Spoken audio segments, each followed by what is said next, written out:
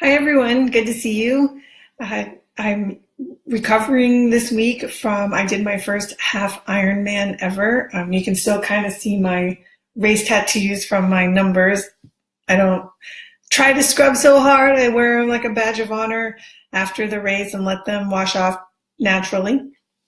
Anyway, so I'm recovering from that, but otherwise, still catching up and enjoying the week and reveling in the joy of that accomplishment. But today I wanted to share with you a recurring topic that we have called tech tools. And I wanted to talk specifically about Calendly. I included it extensively in last week's talk when I was sharing tips on how to have fewer emails in your inbox. And I mentioned Calendly specifically. So I thought today would be a good day, with tech tools being our topic, to talk about Calendly specifically. Another one that people seem to like is Acuity. I've never worked with Acuity, so I don't know enough about them, but I do use Calendly for my own business. So what is Calendly? How does it work? Calendly is an online platform where people can schedule calls or meetings with you. And so it works very simply. Basically, the way Calendly works is that you can have what are called event types.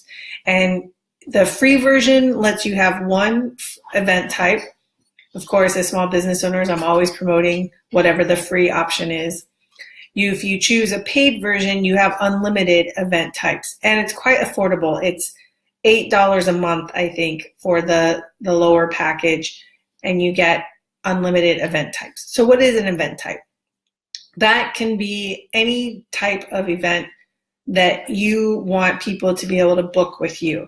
So that could be an in-person meeting, that could be a video call, it could be a phone call, and it could be 15 minutes, 30 minutes, 45 minutes, an hour, whatever type of event you want to have.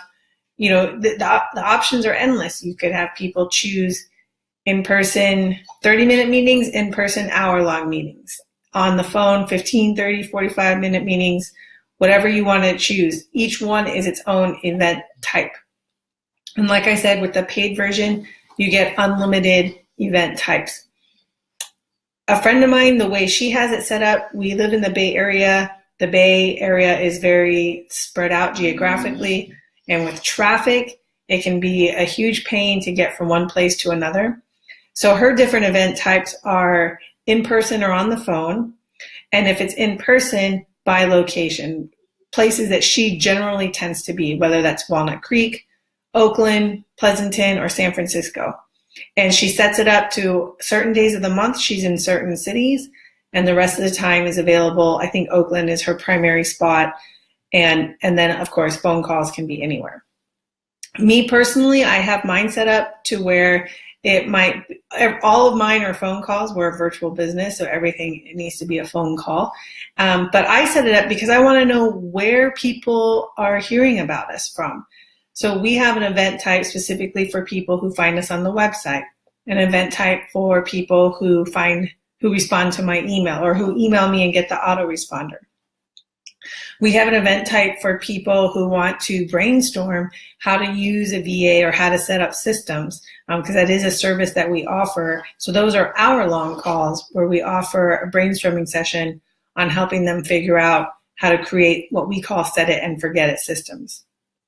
So those are a few examples of how we use event types. So you can create as many or as few event types as you like. If you're using the paid version, the free version, you get one event type. You can set rules for how you want the scheduling to work. So the key thing is Calendly will sync with your calendar, and you can set it up to where, like I said, my friend who said certain days of the month, she's in certain cities. So if someone clicks on the link that says, I want to meet in person in Walnut Creek, it's only going to show her availability that she has indicated days that she'll be in Walnut Creek. You can set, like I said, times if you want 15, 30, 45-minute, hour-long meetings. You can even set rules around having time between meetings. And so, for example, an in-person meeting in the Bay Area, maybe you want an hour in between so you can travel to locations. So you can say, make sure you leave an hour between each in-person meeting, or as little as 5 minutes between each phone call. That way you can take a bio break, you can finish jotting down your notes or execute any follow-up you promised on the meeting or on the call, things like that. And also, one of the rules I like is how long prior to an appointment they can book. If you have this out of office responder that says, if you're writing to schedule a call, please click this link, and they schedule a call for that afternoon, but you don't see it, then it kind of throws things off. So I have it set up to where they cannot book appointments with me on the same day, merely because I just don't look at my calendar that often, and the notice comes up 2 minutes before, and I just might not be in a place to be able to take phone calls.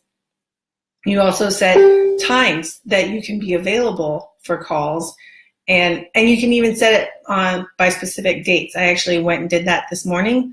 I am heading out of town, out of the country for a few weeks, and with the time zone difference, I needed to adjust my availability for calls. I'm going on what I call a workcation. And so I did that for specific dates. I was able to set separate times for those times where I would be in a different time zone so that I wasn't doing calls during dinner. So those are some of the rules. It's very flexible. You can create the rules on what times you want to do calls, how long you want them to last, how much time you want in between calls and or meetings. They even have team options if you wanted to explore that, if you have a team and you need to explore team meetings. So there's a lot of different ways to use it, and it's pretty powerful, and I think it's well worth the investment. If you use a virtual assistant, you can also use Calendly with that. If you want a live person confirming your appointments or meetings, you can have your VA log into Calendly and call everyone the day before, to confirm the appointment. And then if they need to reschedule, your VA can use the link in Calendly to reschedule because the rules are already established there. If you want them to go outside of Calendly, then you need to make very clear to them what the rules are so they know when to schedule meetings or calls with you rather than messing up your calendar. Where do you put this link? There are a few options on where do you put a link to your Calendly calendar or Acuity calendar. One is, as I mentioned in last week's live, you can have an autoresponder on your email saying, if you're writing to schedule a call, here's a link to go ahead and take care of that. You can even put it in your email signature. I've seen some consultants do that, where it's just so every email they send out, it's in their email signature. You can even put it on your website, which is what I have, but I also know someone who has multiple options on her website. If you want an in-person meeting in San Francisco, click here. If you want an in-person meeting in another city, click here. If you want a phone call, click here. And it goes to her calendar scheduling app. So those are 3 places you could put it. You could even put it on your business card if you wanted to. But just remember that if you do that, something like your email or your autoresponder, your email signature or your autoresponder, you can have a specific event type for those links so that that's where those calls are coming from. And then the same thing on the website. If you have different event types there, you can rename them so that you know where they're coming from. And that's the beauty of Calendly too. It has reporting options if you're interested in things like that. But that's basically the gist of it. Just wanted to share with you this neat tech tool is a way to help manage your calendar and help get calls and meetings booked more efficiently and more quickly so that you can grow your business. Again, as always, feel free to share in comments any questions or how you use a scheduling software such as Calendly or Acuity, and we'll keep the conversation going. Until next time, have a good one. Bye.